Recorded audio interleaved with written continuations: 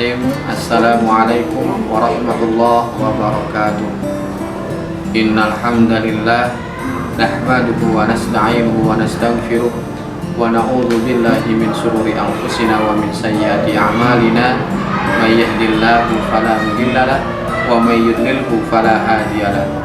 Asyhadu an la ilaha illallah wahdahu la syarika lahu wa asyhadu anna Muhammadan abduhu wa rasuluhu alladzi la nabiyya ba'da. Wa qala Allah ta'ala fil Qur'anil Karim, a'udzu billahi minasy syaithanir rajim.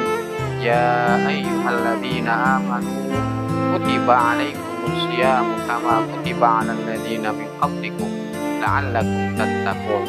Wa qala Rasulullah sallallahu alaihi wasallam, man qama ramadhana imanan wa ihtisaban ghufira lahu ma taqaddama min dzambihil.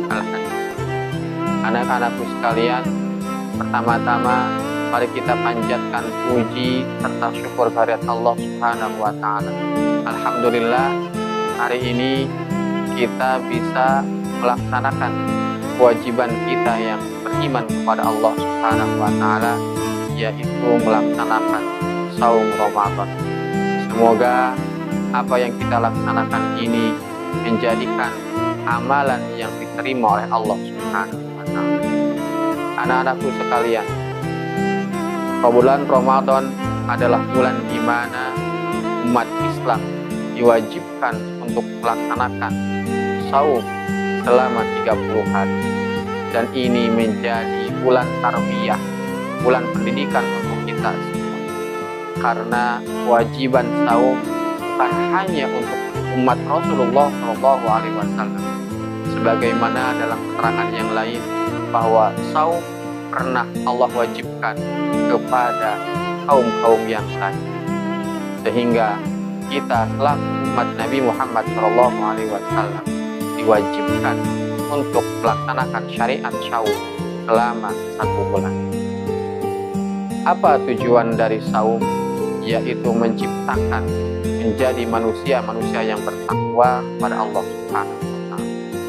Anak-anakku sekalian, saum merupakan pendidikan kepada diri kita kepada Allah Subhanahu wa taala agar selalu mendekatkan diri taqarrub kepada Allah, bahwa bagaimana dengan saum itu kita bisa beribadah lebih tenang, lebih khusyuk kepada Allah Subhanahu wa taala.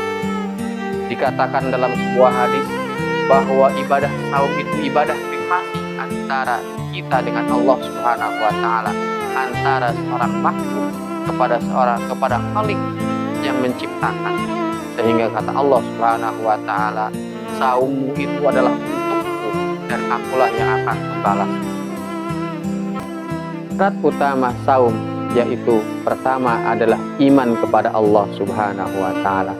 Sebuah keyakinan inilah yang menjadi dasar, fondasi di mana kita melaksanakan ibadah kepada Allah Subhanahu wa taala.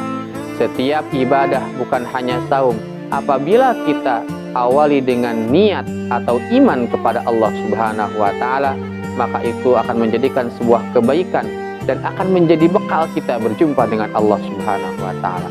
Dan apabila kita ibadah bukan hanya saum, namun niatnya bukan karena Allah Subhanahu wa taala, maka ibadah itu akan tertolak.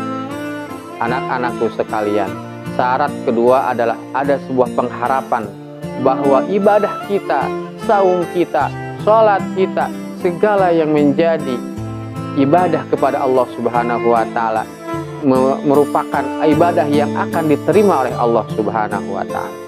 Maka kalimat dalam hadis tadi ada kalimat wahtisaban, merasa kita bahwa amalan yang kita laksanakan diterima oleh Allah Subhanahu wa taala, maka insya Allah ibadah kita menjadi ibadah yang dimakbul di depan Allah Subhanahu wa taala.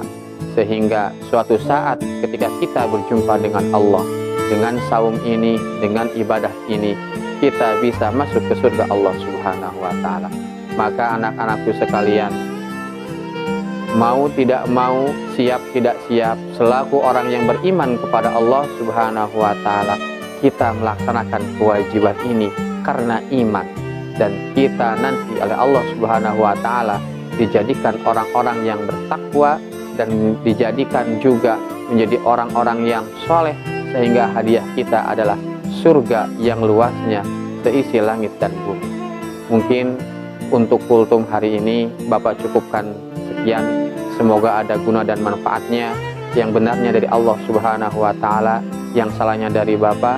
Billahi fisabilil haq. Assalamualaikum warahmatullahi wabarakatuh.